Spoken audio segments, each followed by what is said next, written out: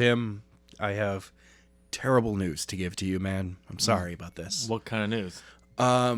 Due to the network, they have passed down some information, and they don't like where fantasy booking is going with its target audience. It's not being well received, so they're going to have to cancel the show, Tim. I'm sorry about that. I know it was your baby. I know it was. So the numbers aren't good? No, that's what they're saying. So the numbers are just not good. Adam, you do realize that I upload those episodes and this podcast on there, right? Yeah, totally. So you do realize I have access to the numbers, right? Yes, you have access. So if to you're numbers. canceling fantasy booking, that means NUA, which is doing better than the numbers, is also getting canceled? Tim, great news, Tim.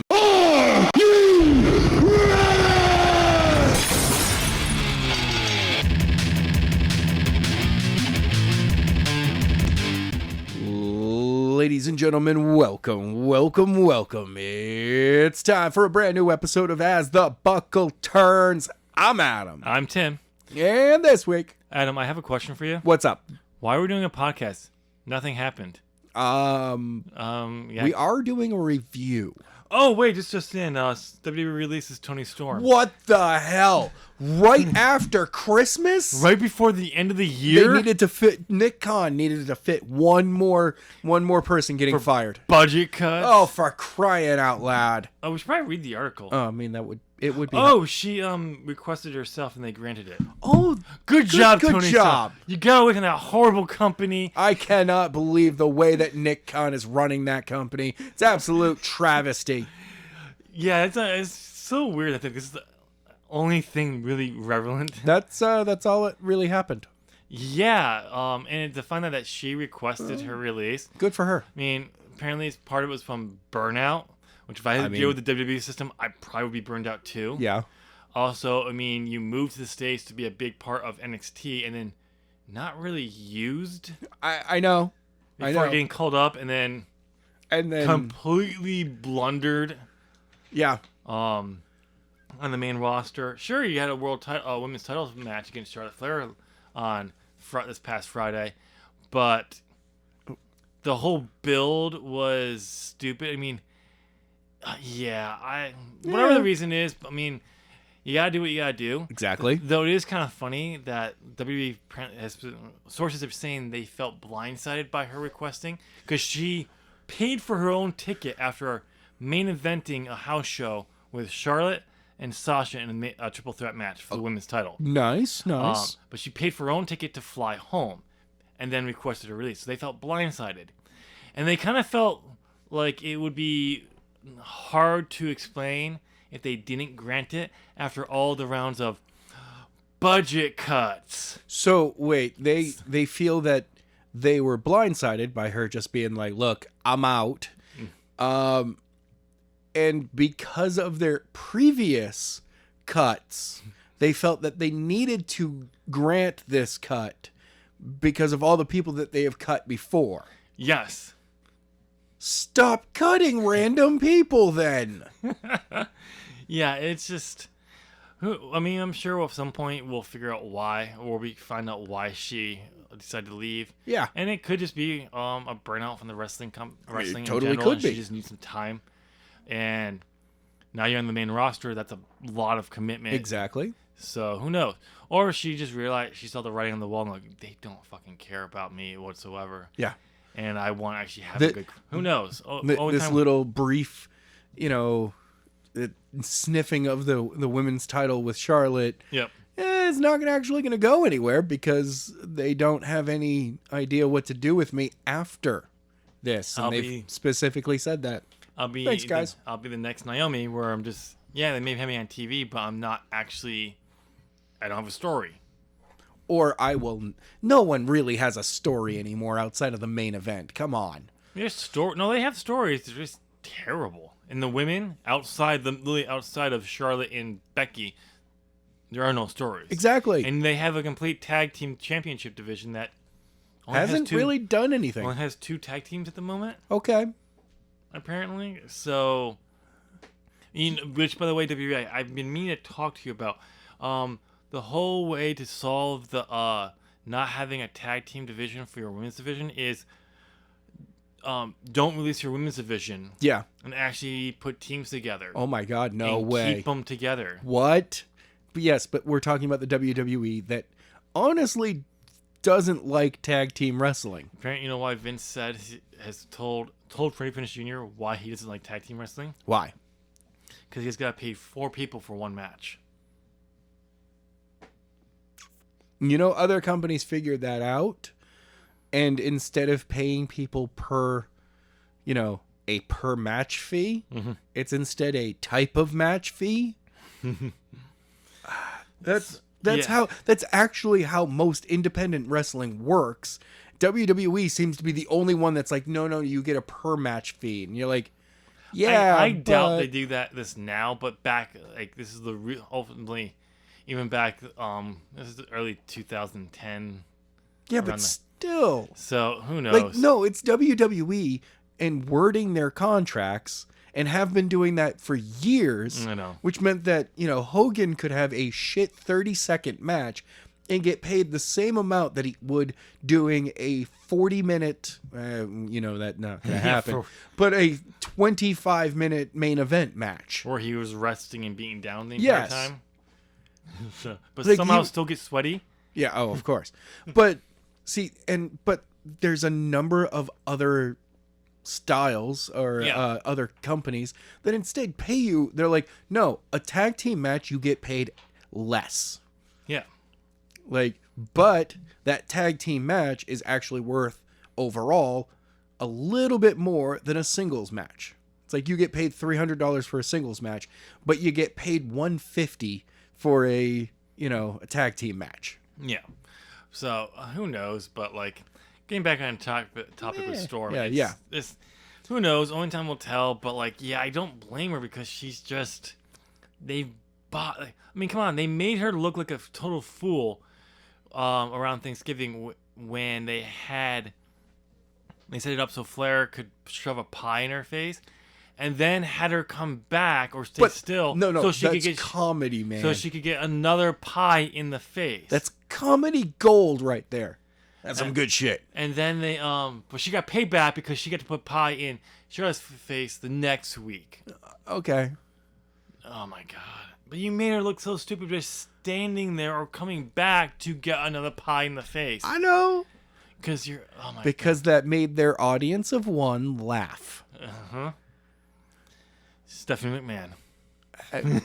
I mean, honestly, that it feels that the women's division in the WWE has been booked in one way, and that's to make Stephanie McMahon look like the most badass woman ever. Oh, I know. Even when she's not on TV. Oh, I know. But well. But yeah, so Adam, we're done. That's it. We're done. We don't have anything else to do. The show's over, ladies and gentlemen. 8.5 minutes in. A world record for As the Buckle Turns. Oh wait, no, we have to review oddly enough, an old episode of Vice. Yes. Oh, The Wrestlers. Yes. There's their show, The Wrestlers. Which you can obviously tell is the precursor to the wonderful Dark Side of the Ring series. So we're reviewing the one about Stardom that we just watched? Yes, we are. I didn't know that. I didn't take notes. Did you take notes? Neither did I. Okay. Now, let me check my notes on that. No, I did not take any notes. You wrote down I did not take any notes in your notes? Oddly enough, wrote that down. Wow. That is my notes. It actually goes, hey, sorry, I forgot to write anything else down other than this phrase right here. I don't know why I actually put in a pause there, too. It was weird. Yeah. It's weird. I read it and just, oops. Okay, so a little background on this documentary. This is the documentary I saw about Stardom a few years ago. Which got you into Stardom. Yeah. And now has gotten me into Stardom. Yeah. And I mentioned it to Adam, and I mentioned I was going to find it. I thought this was just some YouTube channel or some guy who was a wrestler. I didn't actually realize this was tied to Vice or anything. So when I went looking for it to watch it again, that's how I found out it was through Vice. Mm-hmm. So she's like, okay. Oh crap. And then trying to figure out a way to watch it because it can't find it for anywhere else to watch it. When I could watch it for free the first time. I'm assuming this was probably right when it aired. So Most likely. and it was because they like to do that for even with Dark Side of the Rain. They'll put the new episode free. Yep. I have seen them. Not the whole season, but they'll do like one or two. Yeah. So this was probably what they were trying to do to get in there. But so finding this, because Adam, I wanted to do another review of a wrestling match. Yes, you but did. I wanted to do a Stardom match. I wanted to do the best Stardom match Yes. ever. Which is? I don't know, because I can never find one that says specifically this is the best ever. It's always by a year. So, but then I started like, wait a minute, what was that documentary? And I went down the rabbit hole and I found it. Good. This is why I didn't get here until 4:30. It's okay. And I was like, yes, he's not here. Maybe he won't come. And I walk in and I'm like, God damn it! Son of a... Son of a monkey's uncle, whore. I'm sorry. What? No. You know what? No. No, I'm trying to make this a family fucking show over here, okay, man? Oh wait, a family fucking show. Yes. So swearing's family fucking, but saying the word whore is not. That's too far. Okay, good to know. A son of an uncle's bitch. Yeah, good enough. Okay. But yeah, so we found it and we watched it. So Adam, you're watching for the first time. Yes. What was your thoughts? Holy crap, these girls all look young. Yeah. But at the same time, knowing that pretty much everyone is like in their early 20s, because you see Maya Iwatani, Azumi, Azumi, or AZM, she goes by AZM, now, yeah. but who was, Toni Storm. Speaking of Toni Toni- Storm, Yeah. hey, before she signed with AEW, WWE, and Zoe Brookside, Zaya Brookside. Sorry about that. Robbie Brookside's daughter, and we actually had to look up to see how old she was. I know. And so she is 23 right now. So she had to be like 18, 19. Yeah. So right around that time. So, and she doesn't look like she's changed much. It's just her hair's longer and not pink from the documentary. Yeah. And she likes to dye her hair. I know that. But anyway, so it was interesting to see them. But overall, but what did you think based on New Japan and kind of seeing comparisons or like what that? I mean, clearly there is a definitive Japanese style to wrestling, and I love it. Mm-hmm. And that everyone just goes, so we're supposed to do this for real. And they're like, yes, but not hurt your opponent. And you're like, but hit hard still. so we're going to do this for real. And they're like, yes. But not. But I don't get that. no. There's not but not. They're like, just not at full power. And you're like, works for me. Pop. But that's what I mean by but not. Well, the U.S. is taught, North America is taught, well, you grapple them, and you make sure you don't hurt them, and you bring them down. And they're like, okay, yeah, but you're not teaching me how to actually do it. You're teaching me how to safely Do it. bring them down by And doing this. It's kind of ironic that when you look at how injuries work in pro wrestling, Oh, yeah. Japan, you do get injured in Japan. It happens. But like because you're doing it for real and you're still trying to be safe at the same time, but you're trying to do it for real. It feels like they are less likely to injure people. Well, Where when you're trying to be safe in the ring in the North America. So for what I have seen, your standard Japanese wrestling injuries are wear down injuries. Yeah. You're like, oh no, it's my ankle. I had actually cracked a bone in my foot, 6 months ago, but I didn't realize it was just cracked. It felt like a twisted ankle. Yeah. And now it's been 6 months, and I need to have it looked at. Or oh, this finger has actually been broken for 2 years, but we never really. I can get it taken care of now. Or we found out that my shoulder isn't working right, or Well, that's more like I would say you'd get over in Japan, whereas in North the America, U.S. it's these random catastrophic knees blown out. Yeah, and it just seems like because you're actively trying to make sure you're safe. in the ring, which you should be. And I'm Oh, not saying yeah. that Japan's not doing it too, but the mind frame seems to be different. It's more of a catch. They're like, no, hey, I'm going to throw you in the corner. You have to catch yourself there. And it's like, well, Japan goes, no, just go limp. Yep. You're gonna be safe. I'm gonna throw you into the safest area here. Yep. Just go limp and go with it. And you're like, Yep. okay. And accidents do happen, obviously. Oh yeah, totally. But it seems like because of the safety precautions, when things happen, they're big. Like They're big problems. Finn Balor ripping basically everything in his fucking shoulder, and then continue wrestling for another 20 minutes. Seth Rollins' knee, Yeah. Triple H's thighs, Yeah. There's goddamn Vince McMahon's thighs. Miz's knee when he tore out his ACM or whatever it was. Like we really, I don't know if it's a weird genetic thing or not, but North America, we blow out our knees a lot. Yeah. Whereas Japan, it doesn't really seem. I don't really hear that ACL tears are a thing. It may be because we're not looking. Obviously, it's not like a medical device we can look this straight up right now or anything. So Whatever. I had to put that in Do there. some research, bro. Do your own research. This is a review. Don't question us. This is a review. We Exactly. did our research was watching the episode. We watched the and episode. we haven't really been talking about the episode. Exactly. By So- the way, I do love the fact that it is part of the what is it, Kawaii? Yeah. Cute. Yes, the Kawaii cultural Yeah. bubble. I mean, it's like nerds in the U.S.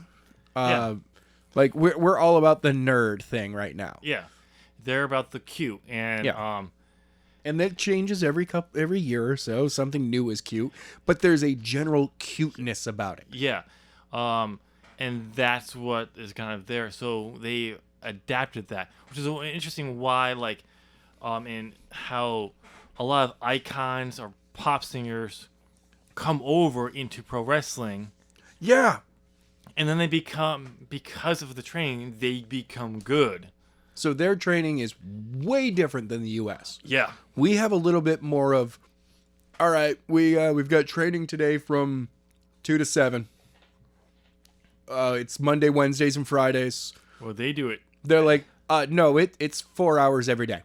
They actually, Stardom, because they mentioned about the training, it's 2 hours of training every day. Yeah, And at then- minimum. At minimum. And because not all of them are working, Right. making them full time, especially when this one is.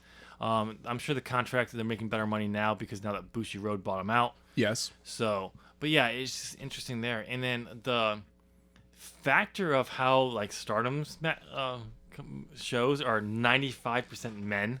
I mean, When you're you do also realize that pro wrestling in general has a male majority audience. but when you look at it here in the I mean, States, seriously, we're two dudes. Oh, I know, but the thing is, when you look at it this way, from here in the States, where women's wrestling has been blowing up, the more women's wrestling on TV, more women watch. Oh, that is definitely true. That is So definitely true. Going to Japan, and you have an all women's wrestling company, and it's 95 dudes, 95% dudes Yeah. in there, and they're all basically nerds. Uh-huh. And the culture is they're simping on these women, Oh, they are simping hard. giving them gifts and everything. But that's where it ends, though. They idolize these women, but they're nothing sexual about them. Nope. And it allows them to really have that kind of crush, but at the same time, they know they're not going to try to find them so they can date them. No. Is they understand that, where if you try to do that kind of system here, you'd have so many stalkers. Yes. Just pretty much every gamer girl on Twitter. Yeah. I mean, Twitch. Wow, Twitter? Really? Yeah. Apparently, you can stream on Twitter. You can, but Who streams on Twitter? I know. People who are banned from Twitch Probably. and YouTube And YouTube. And Facebook Live. and Facebook Live. And No, all the other I would ones. actually, if I'm not a streamer, but I'd rather stream on Twitch before Facebook. Ooh. Take that, Facebook, in your meta world. Ooh. Yeah. You have a problem, Zuckerberg? Come at me. Sorry, I had a bad taste in burp there. Ooh. But yeah, getting back to the documentary, Yes. What was the biggest thing you thought about from the documentary that you thought was interesting?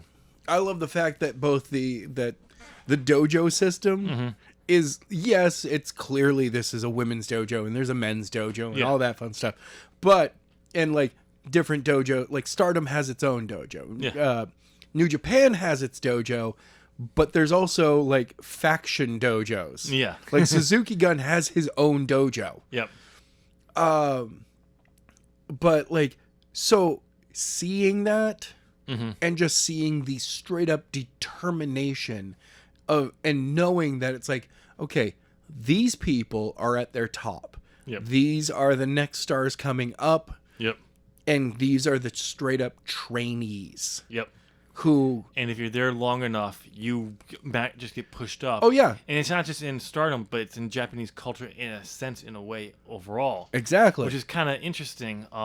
They actually talked about back in 2015 about how they realized that system in Stardom went a little too far. Oh yeah, the Senpai Kenshi. The battle that broke the orbital nose and nose of one of the competitors, and several stars left the company over it. So, but yeah, it's an interesting dynamic. Senpai Kohai.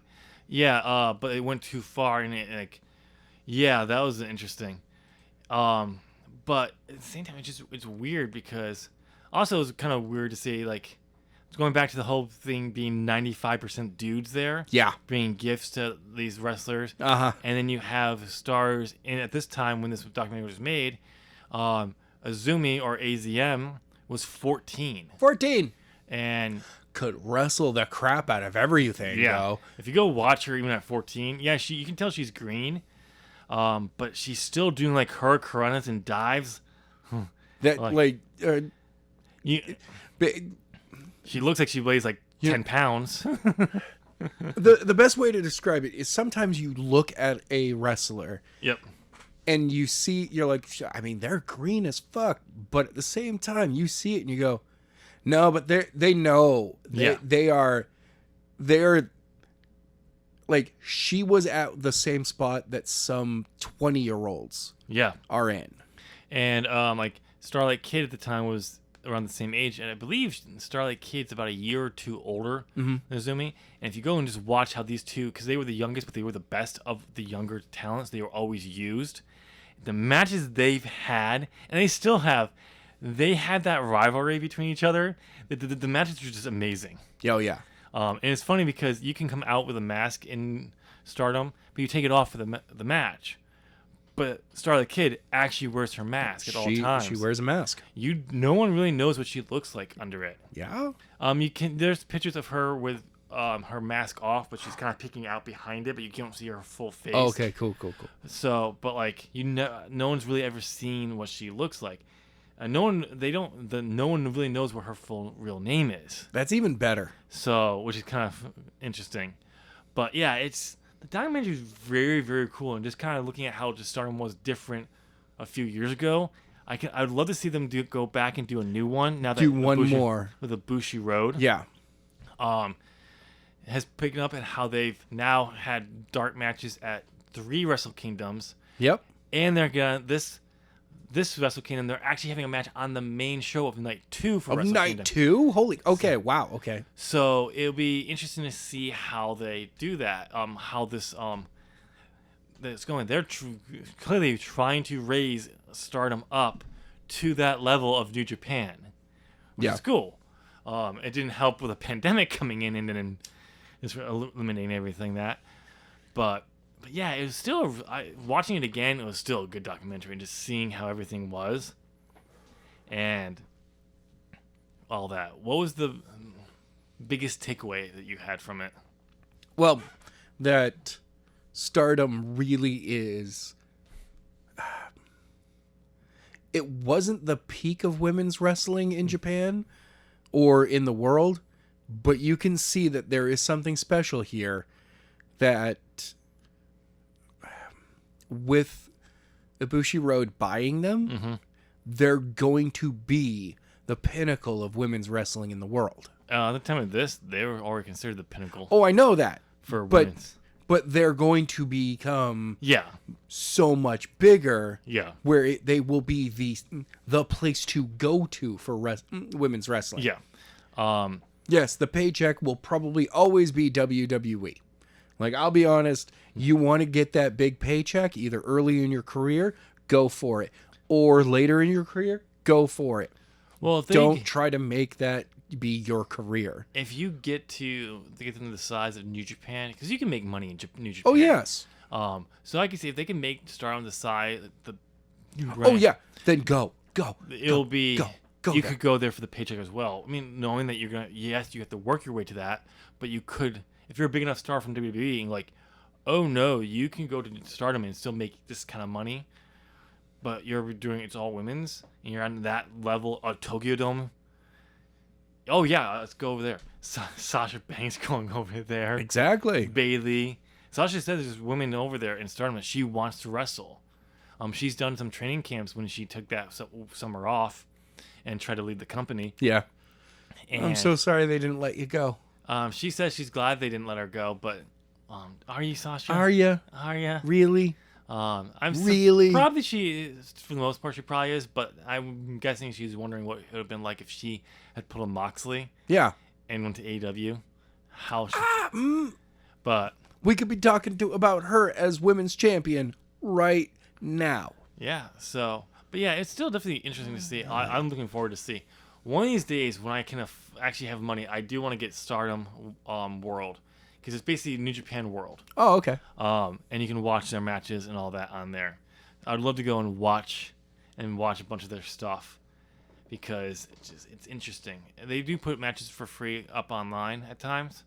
So, but yeah, there's some really good stuff in there. Nice. But...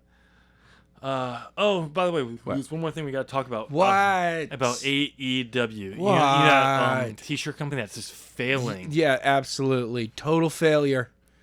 Is Tony Khan has gone on record saying that in 2022 he's got to be a little bit more not divisive, decisive in his signing of talent. And he says he was aggressively expanding the roster because of Rampage. Yeah. But now we had that. He's like, but I'm pretty much full now. I'm good. Not necessarily full, just that he's gotten the roster size he probably needs. There's always gonna be a spot like of a bigger name, enough talent. Oh yeah. There, but here's the thing though. I'm assuming I'm gonna take that as he's talking about the men. There's plenty of space in the women's division. Oh, there certainly is. And there's a few names that he needs to scoop right up when their contracts become available at the beginning of February. Well, speaking of scooping up women's talent, I just saw this. Mercedes Martinez is now AEW is All Elite.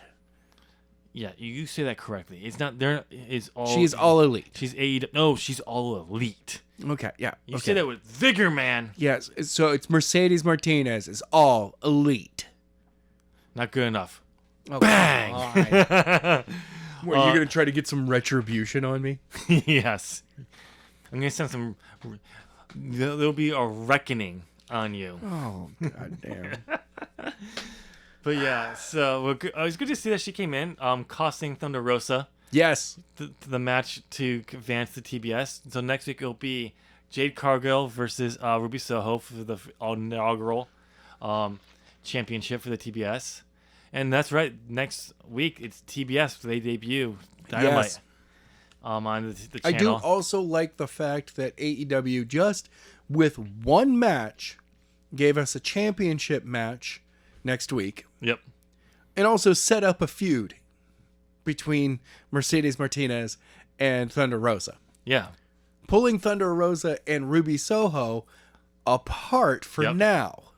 Hey, oh my God, storylines can work in conjunction with one another. It'd be interesting to see because everyone is assuming that Thunder Rosa will be the one who beats Britt for the belt because they're planning something big for them the next time they meet up in 2022, and the rumor was early 2022.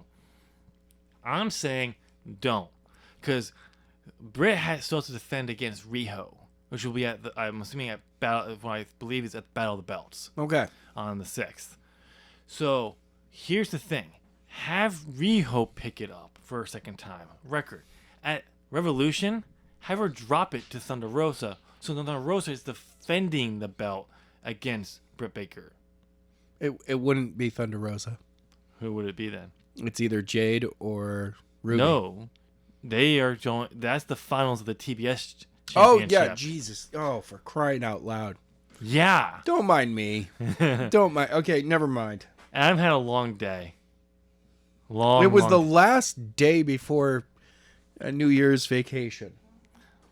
What's this New Year's thing you talk about? I don't know about this thing called years or anything, because I don't age. Time? What is that? Shut up. But, so Adam, how long have you been listening to this podcast for? 30-ish minutes. 30 years. Wow, an earlier I know. for one of us. We're Especially doing over pretty good. So you've been listening to about 30 minutes. So, and if you're still here, type down in the comments, Adam's face sucks. Wow. Okay, And thank you, bro. And I'll believe that you made it all the way here. Comment down below. But you made it this way. If you have, go ahead and give us a thumbs up. Come on. You made it to the end. You listen to us Yeah. yap on. And if that's not enough, do it for me. Having to look at Adam's face this entire time, oh my God. Oh, yeah, totally. So, give us a thumbs up. And while you're at it, go and hit that subscribe button. Ding. Ring the bell. Ding, ding. This way you know when, at least as the buckle turns and fantasy booking, and soon, hopefully soon, Superior Sundays go live on this channel, because they're the only good things on this channel, because Nua sucks. Shut up. I was just ignoring you, okay? Yeah, oh, wait, what? Your face?